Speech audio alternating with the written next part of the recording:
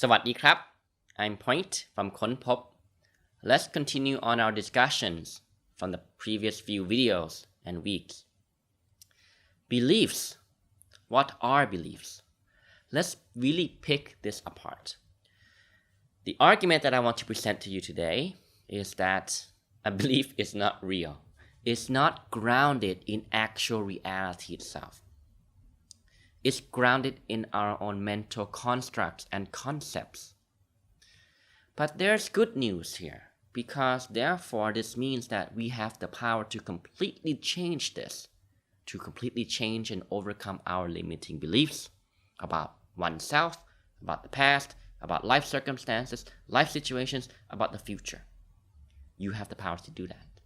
You have the power to completely change it around and play with it.But you must first understand that a belief is just that.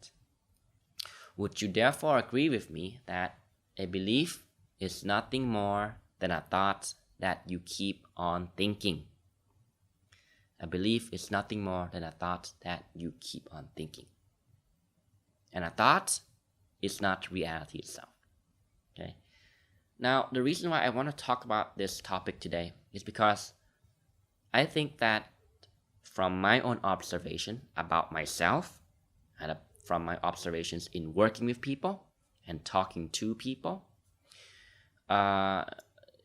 is that one of the biggest hurdles or challenges or obstacles or traps, you could say, when it comes to the process of change, personal development, personal growth, self-actualization, when it comes to overcoming limiting beliefs,is simply the fact that we fall back forgetting that the story that the mind tells us is not necessarily truth.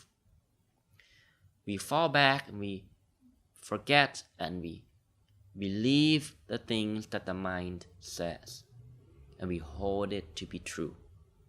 And in doing so, we can no longer distinguish between thoughts, beliefs, and reality itself.But when you hold your thoughts and the story that your mind tells you about how powerless you are, how hopeless you are, for example, right? The moment you believe that, then you take it on as truth. And you imprison yourself. And you use that belief to punish yourself. Now, I get it. I know that it may seem very convincing at times. But this is why I want to do this video today. Let's really take it apart.Look at it for what it is. And you'll find that there's no substance, there's no grounding to it. And that actually is very powerful of a realization to have, because it means that you have the freedom to choose whichever belief systems that you care to adopt actually. So adopt helpful, empowering ones that serve you, your happiness, and those around you. Okay? I want to present this topic from two perspectives.The first one is the scientific perspective, and the second one is you could call the spiritual perspective that many wise teachers would be trying to tell us and teach us. So first of all, from a scientific perspective, we've known about this from a neuroscience perspective for many, many years now. Actually, in 1949, this goes all the way back to 1949, it was neuropsychologist Donald Hebb, who explained that nerve cells that wire together fire together. And therefore, there is a principle in neuroscience that says that if you not use it, you lose it. What does this mean? Okay, as I said earlier in the beginning of the clip, a belief is nothing more than a thought that you keep on thinking. You are likely to be having the same thoughts that you had yesterday and the day before, correct?They're nothing more than habits in that sense. They are a habit of how you interpret and give things meaning. They are a habit in how you think about something until it becomes strengthened and reinforced into a belief system. So a belief is nothing more than a thought that you keep on thinking. From a neuroscience perspective, each time you think about a thought in a similar way, you reinforce it, and it is as if the nerve cells, the neurons in your brain, are firing and wiring together. They're making connections. And that is why it is easier for you to think the same thoughts that you had the day before and the day before that. It is therefore easier for you to think thoughts that are in alignment or in line with your current belief system. Right? But here's the good news. Likewise, if you don't use it, you lose it. So if you train yourself to understand what's going on here and to train yourself to gradually think in a different way, bit by bit, slightly different, slightly more powerful, slightly more helpful, gradually more empowering thoughts, then you'll notice that those old neural network connections, those old nerve cells that have fired and wired together, they will literally break apart, break down, prune apart, and become back to nothing. Okay? Which, from a scientific perspective, this explains why you can actually learn and unlearn and relearn any belief system or anything that you care to learn about. That's really empowering. This is why we can take somebody who is having depression or feeling powerless or hopeless in life and completely turn their life around, because the cause of that is actually lies in the current belief systems that drive that person to think in very, very helpless, powerless, disempowering ways. And those thoughts could be critical in terms of their self-value and self-worth. It could be negative in terms of their hopes for the future, or anything for that matter. So this is briefly from a scientific perspective. Okay? Thoughts that fire together, nerve cells that fire together, wire together. And I think that was the saying that Donald Hebb coined the term. Nerve cells that fire together, wire together. And if you don't use it, you lose it. So you can train yourself to think in a different way until it becomes a new habit. And therefore, you can completely turn this around. Right? If a belief is nothing more than a thought you keep on thinking, then we could also say that a belief is essentially a perception that you choose to adopt. A perception is like a lens that you wear when you're making sense of the world and of the reality around you. Okay, so think about that for a moment. Okay, so that's from a scientific perspective. Now, I want to present the second perspective, which is my favorite way of looking at it. Many of our wise teachers would say that if you really contemplate on the nature of your experience in reality, the nature of how you perceive and experience things, then you will find that there's nothing solid to it. It's not based on anything that actually has real inherent ownership or real inherent truth to it. It is completely conceptual in nature. Belief systems, or your perceptions, are actually conceptual in nature. You see, the nature of the mind is that it always wants to feel like it understands. And in order for it to feel that it understands, it comes up with a mental model or a mental map of reality based on concepts that it holds to be true. It holds to be fixed and permanent and truth. And therefore, we could say that in doing so, you actually distort reality because you're no longer seeing it for what it truly is. Think about that for a moment. I know this is a deep topic today, but I want you to really think about this for a moment. Okay? We construct a mental model, a mental map of the territory, and mistake the map to be the territory itself. That's how we distort reality. That's why the wise sages and the wise teachers saying that, in one sense, we're living in an illusion in that sense. The illusion that is a result of the constructs and concepts that the mind creates and holds and believes to be true. Okay. Another way to look at this, as I've shared many times in my videos, is, as I've learned from many teachers, is even your sense of identity, all of that is completely conceptual. You see, we are so used to knowing ourselves and knowing each other on a conceptual level. What do I mean by that? If you ask me to describe who I am, I might say, I'm Thai, I'm this age, I like this, I like that, I'm whatever religion, whatever. All these labels and all these concepts. And we would all agree that to be true.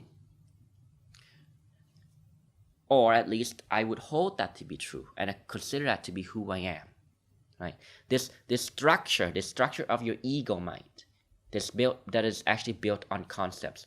Who I am, what age I am, my preferences, my likes, my nationality, my religion, where I live, what I do for my occupation, all those other things. Who I'm related to, what are my interpersonal relationships like, all those things. They're these things that we construct. In other words, it's an imagination. If you think about it, it's a mental concept, a mental construct that we hold to be true. I'll give you another example. If I hold this up right now, what is this? What is this? I know you might think, am I losing it here? But bear with me. What is this? You might say, this is my pen. This is Point's pen. It's an orange pen.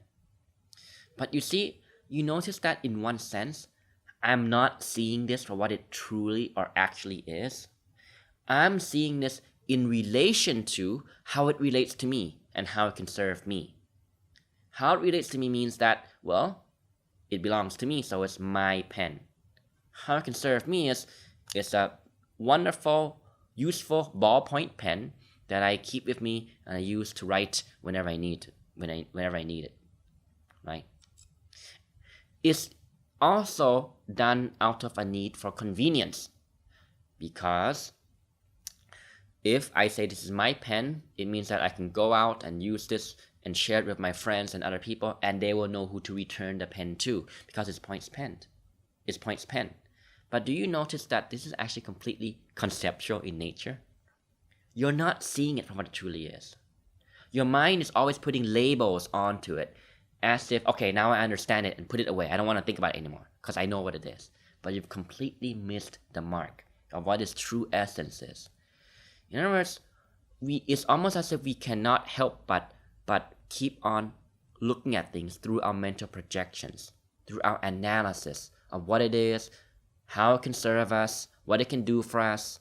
Is it dangerous? Is it safe? How do I relate to it? Is it mine? Is it somebody else's? Right? But you notice how when I make the conclusion that it is my pen, the way I hold on to it is I hold on to it as if it is truth. Think about that for a moment.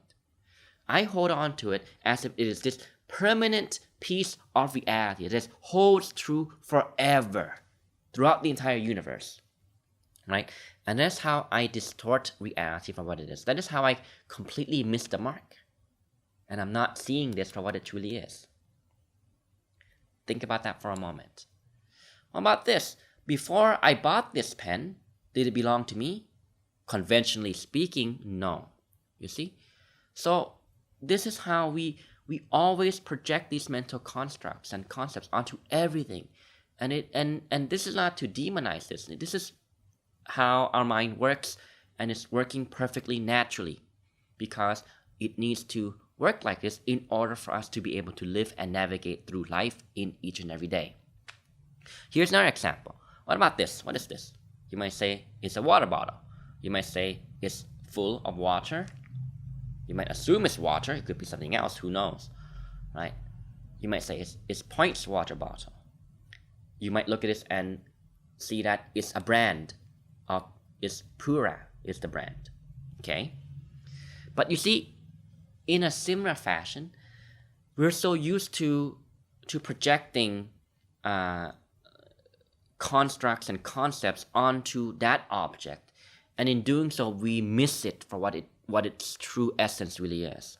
Because for you say this is pura, and you shrug it off to the side so that you can ignore it, you can forget it, because you know what it is now. It's a water bottle, brand pura, right?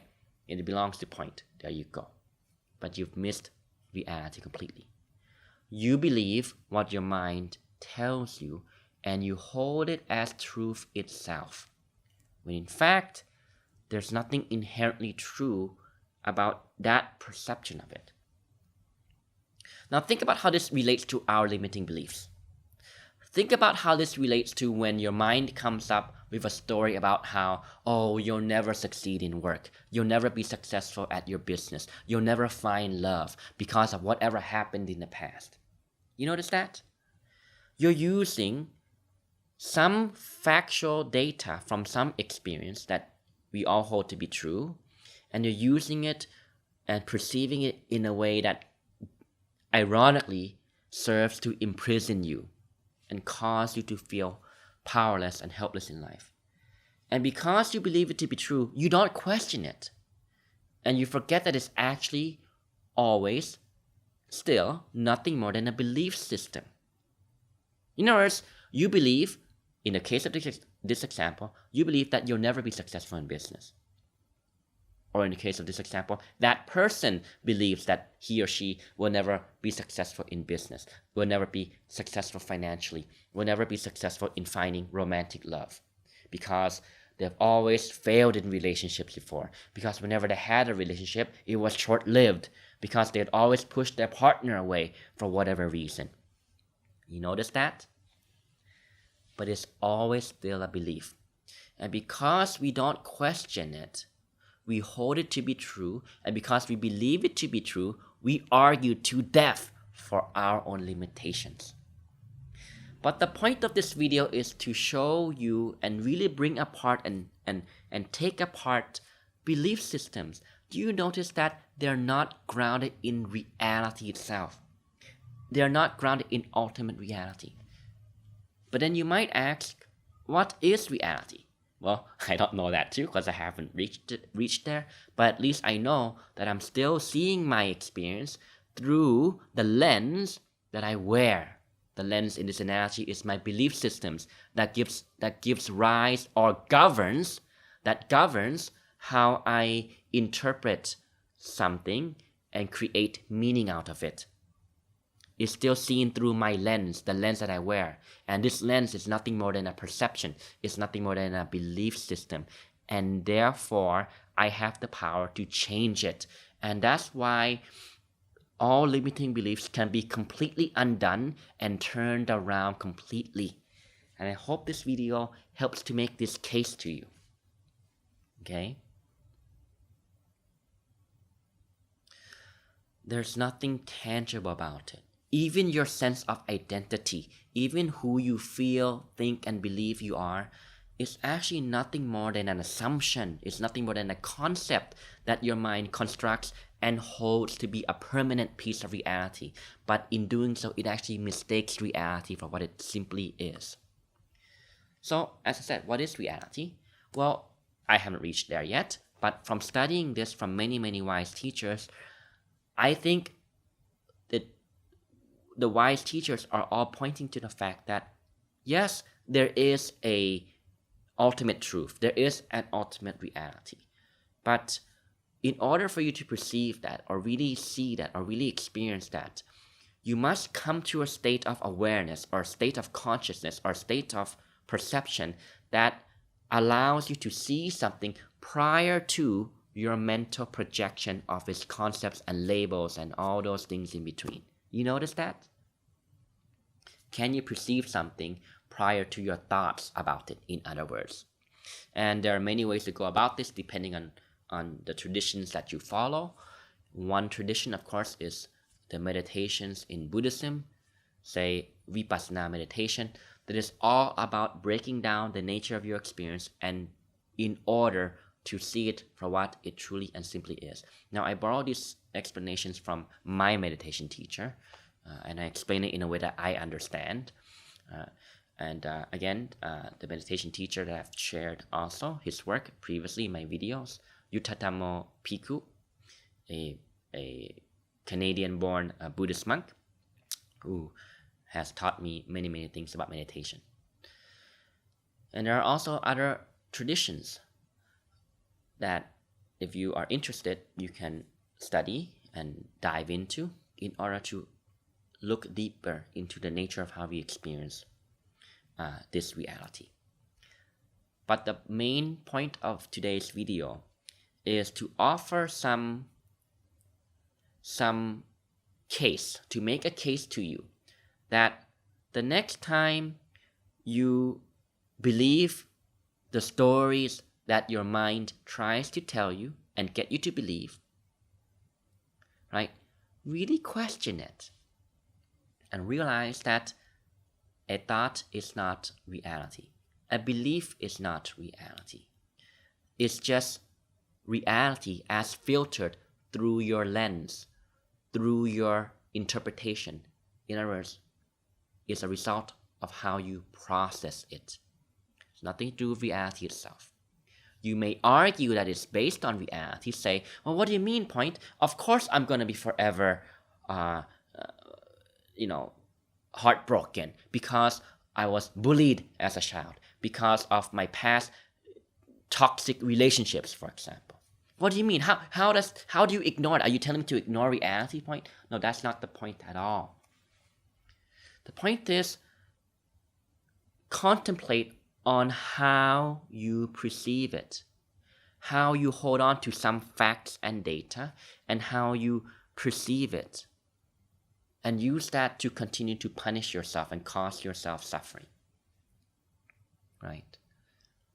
Because any subject or any fact can still be seen through countless perspectives, depending on which one you care to adopt or buy into. So it's not about the circumstances of your past, but it's how you're perceiving it now, today. It's about what you believe about it now.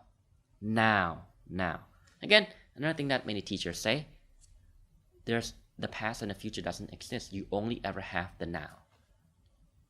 This is not to deny the significance of the past. Yes, some people have had traumatic past experiences, and that's completely understandable. And I extend my heart to you if you've been through some rough times, as pretty much all of us have to some degree. But the point is, the past does not exist any longer. When you think about the past, you think about it now. And you think about it through your belief systems about your past now. You think about it through what you believe about it currently, through how you hold on to it. And again, it's not grounded in ultimate truth. It's built on concepts that your mind constructs and assumes and believes to be true. You make a mental map of reality. You make a mental model of reality, and you mistake the map and the model for the territory itself. Okay, so think about that today. I hope this was valuable for you. I know it was an odd way of presenting it, but think about that. Play with it a little bit. Really dive down to the nature of your thoughts, what your mind constructs, right? And the concepts and projections that your mind creates, which is easiest to notice it through the thoughts that your mind produces, I think. Okay? And as you begin to contemplate on this, to self-reflect on this, to really consider the nature of these beliefs, you'll notice that they actually have no solid grounding. But instead of feeling scared by it, instead of feeling intimidated by it, I hope to inspire you to feel empowered by it, to feel liberated by it. Because it means that the power is always in your hands in how you choose to create and construct your life.